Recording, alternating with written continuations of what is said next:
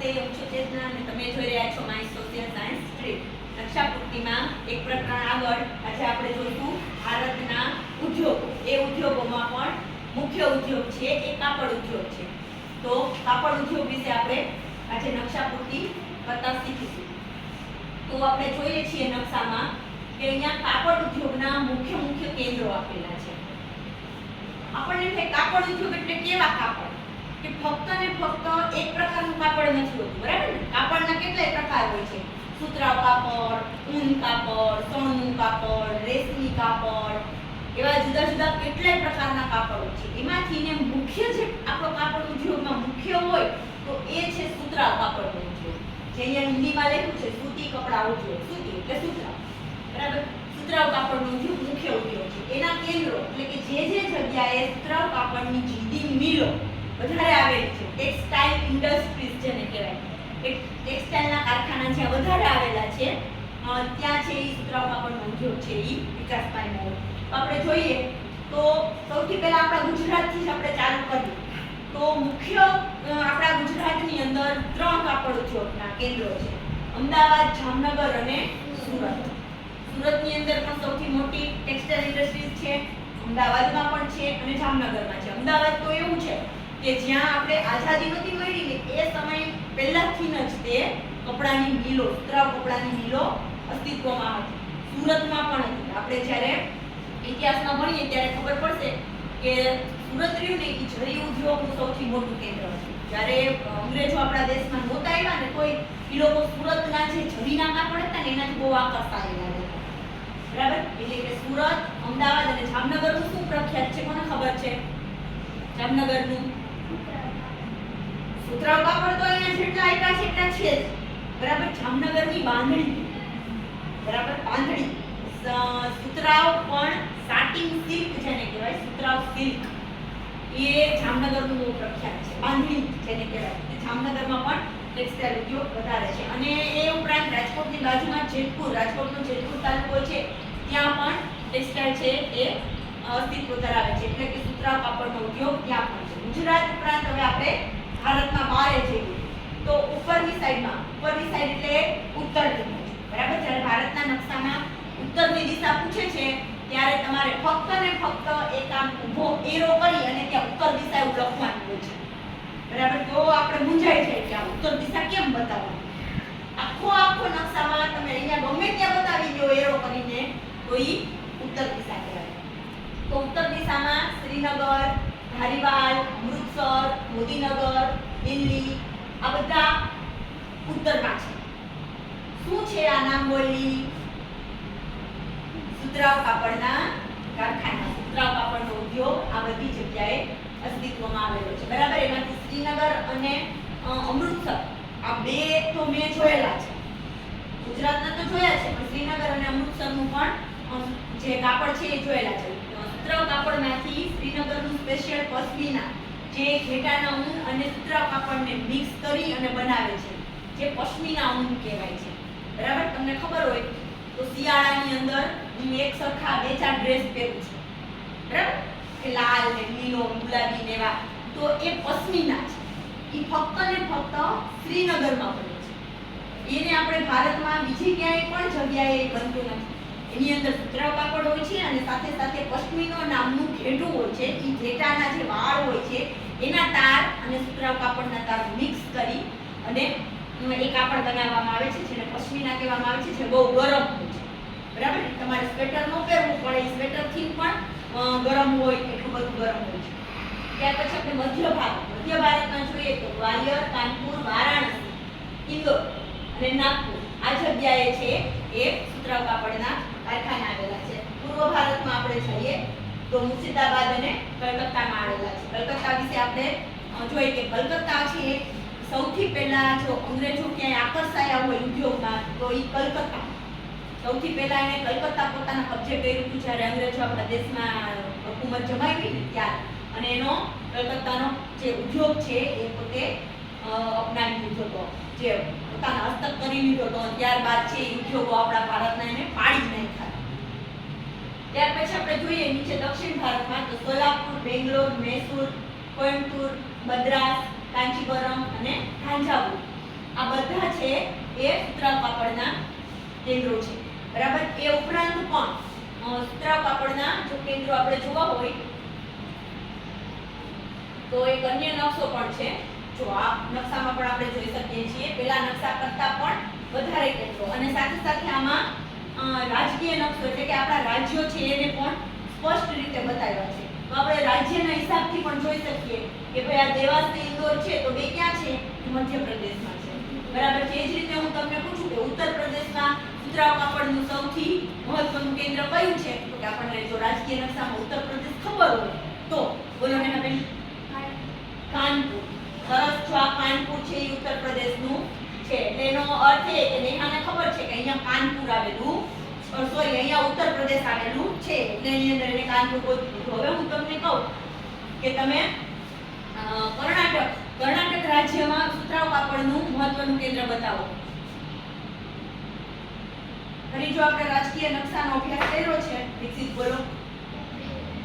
બેલગામ.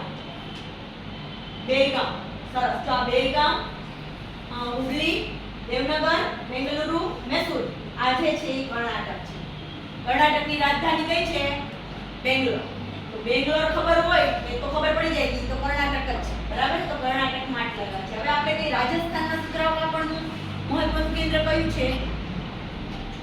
રાજસ્થાન. ચાલો ગોતો નિતેશભાઈ. જોધપુર. સરસ. અને બીજું કોટા. બરાબર.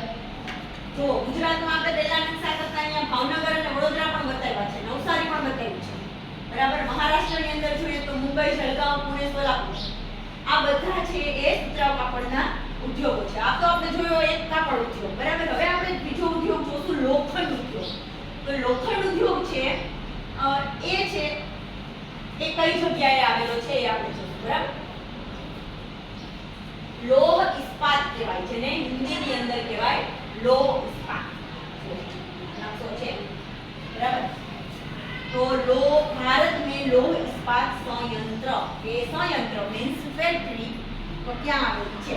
રિફાઇનરી, બરાબર. તો લોખંડ ઉત્પાદન કરતી તો અહીંયા જોઈએ તો વિજયનગર ઇસ્પાત સંયંત્ર હોસ્પેટ આ કર્ણાટકમાં આવેલું છે. ક્યાં છે? તો કે અહીંયા જો ટપકું કરી લીટી કરી અને અહીંયા ચોરસ આંકડો બતાવ્યો છે. એનું નામ પારે લખ્યું છે, નકશો બંધારણનો થઈ જાય એટલા માટે એરો કરી બતાવ્યું છે. ક્યાં છે? કર્ણાટકમાં વિજયનગર ઇસ્પાત સંયંત્ર. આપણે લખી શકીએ કે વિજયનગર લોહ ઉત્પાદક કેન્દ્ર. આપણે ગુજરાતીમાં શું લખવાનું? લોહ ઉત્પાદક કેન્દ્ર, બરાબર. હવે હું તમને પૂછું તો હું એમ જ કહીશ કે લોહ ઉત્પાદક કેન્દ્ર બતાવો ક્યાં છે, બરાબર. આ મધ્યપ્રદેશનું ભિલાઈમાં ભારતમાં સૌથી પ્રથમ લોહ ઉત્પાદક જે કારખાનું છે લોખંડનું કારખાનું અહીંયા થયું હતું. લોખંડને ગાળી અને શુદ્ધ કરવાનું કારખાનું છે ભિલાઈમાં થયું હતું, બરાબર. તો ભિલાઈ છે એ ક્યાં છે? પેલા મધ્યપ્રદેશમાં હતું, હવે છે એ ઝારખંડમાં આવ્યું. જો ભાગ પડી ગયા ને મધ્યપ્રદેશનો એરો ક્યાં આવી ગયો? ઝારખંડમાં, બરાબર. હવે આપણે એરા ઉપરથી લખેલામાં જાઓ, બરાબર. તે અહીંયા છે કે આ એરો ક્યાં લઈ જાય છે? આપણને છે ઓરિસ્સામાં લઈ જાય છે. ઓરિસ્સામાં બે કેન્દ્ર છે. જો એક અહીંયા છે ગોપાલપુર લોહ ઉત્પાદક કેન્દ્ર અને એક અહીંયા છે કે રાઉરકેલા લોહ ઉત્પાદક કેન્દ્ર. રાઉરકેલા અને ગોપાલપુર આ બે આવ્યા છે ઈ ઓરિસ્સામાં છે. એ પછી આપણે જોઈએ તો તમિલનાડુમાં સેલમ લોહ ઉત્પાદક કેન્દ્ર છે. આ તમિલનાડુમાં છે, બરાબર. ત્યાર પછી બંગાળમાં તો બંગાળમાં કેટલા બધા છે પણ અહીંયા નાનું છે ઈ કરી નાખ્યું છે, બરાબર. એક અહીંયા મોટું દેખાય છે બોકારો. ભિલાઈ પછી મોટામાં મોટું જે કોઈ લોહ ઉત્પાદક કેન્દ્ર હોય તો એ બોકારો છે. બોકારો. ત્યાર પછી હીરાપુર, પછી Indian iron and steel company, Tata iron and steel company આ બધા છે ઈ ક્યાં છે? બંગાળમાં છે, પશ્ચિમ બંગાળ. મેં તમને કીધું ને કે અંગ્રેજોએ સૌપ્રથમ છે ઈ બંગાળને શું કેન્દ્ર કહ્યું? કારણ કે બંગાળની અંદર તમામ પ્રકારના ઉદ્યોગો છે એ વિકાસ પામેલા હતા, એટલે ત્યાં સમૃદ્ધિ બહુ હતી, ત્યાંના માણસો પાસે પૈસા પણ બહુ હતા, એટલા માટે એને પહેલા છે એ બંગાળને પોતાના કબજામાં કરી લીધું અને લૂંટવાનું ચાલુ કર્યું. ત્યાર પછી જો અહીંયા પણ છે બીજું ઈ બંગાળમાં છે. આ દુર્ગાપુર વિસ્તાર, દુર્ગાપુર એ મોટું છે, બરાબર. પછી બરાકર, આટલામાં બંગાળમાં ઘણા બધા લોખંડ ઉત્પાદનના કેન્દ્રો આવેલા છે, બરાબર. આ સિવાય હવે આપણે ત્રીજો ઉદ્યોગ જોઈએ તો એલ્યુમિનિયમ ઉદ્યોગ છે, બરાબર. એક સુતરાઉ કાપડનો ઉદ્યોગ જોયો, એક આપણે લોખંડ ઉત્પાદનનો કેન્દ્ર ઉદ્યોગ જોયો, અને હવે આપણે એલ્યુમિનિયમ જોઈએ. એના પહેલા જો એક વચ્ચે આવ્યું છે કાપડ ઉદ્યોગના અન્ય કેન્દ્રો. કયા કયા કાપડ? સુતરાઉ કાપડ, ગરમ કાપડ, રેશમી કાપડ અને શણનું કાપડ. જેમાં આપણે ખેતીમાં સંજ્ઞા સૂચિ બનાવેલી હતી એમ સંજ્ઞા સૂચિ બનાવેલી છે. આપણને જે નિશાની યાદ રહે એવી સંજ્ઞા સૂચિ આપણે બનાવી દેવાની, બરાબર. અને ત્યાર પછી છે એ કાપડ છે એ નિશાની બતાવી દેવાની. જો હવે આપણે સંજ્ઞા સૂચિ પ્રમાણે જોઈએ તો ગરમ કાપડ છે એ ક્યાં ક્યાં બને છે?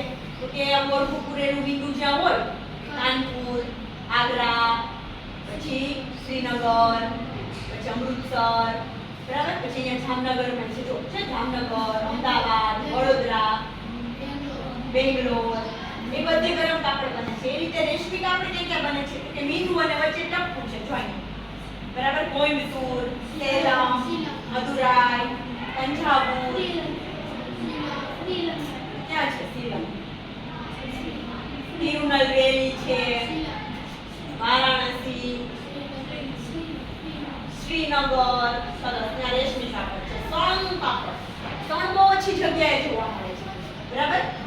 ચોકડીમાં આવેલું છે, જો અહીંયા હવડા, સરસ. શણનું કાપડ છે એ પૂર્વ ભારતમાં ખૂબ જ થાય છે. ખાસ કરીને આપણા પાડોશી દેશ બાંગ્લાદેશમાં ઘણું બધું છે. એ બર્મા, બાંગ્લાદેશ બેમાં શણ બને છે. તો શિલોંગમાં પણ છે ના એ તો છે રેશમી કાપડ છે. ખાલી એક જ આપ્યું જો શણનું, હાવડા.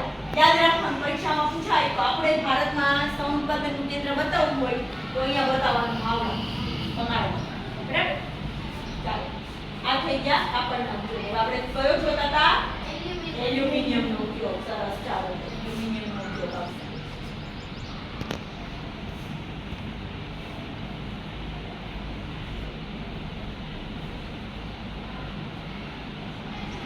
ભારત એલ્યુમિનિયમ ઉદ્યોગ, બરાબર. એલ્યુમિનિયમના કેન્દ્રો કઈ કઈ જગ્યાએ છે એ આપણે જોઈ શકીએ છીએ. કઈ કઈ જગ્યાએ છે? મહારાષ્ટ્રમાં સૌથી વધારે છે, મુંબઈ, પુણે, રત્નાગિરી, કોયના, અને બેલગામ છે એ કર્ણાટકમાં છે. આ ચારે ચાર મહારાષ્ટ્રમાં છે, પણ બેલગામ કર્ણાટકમાં છે.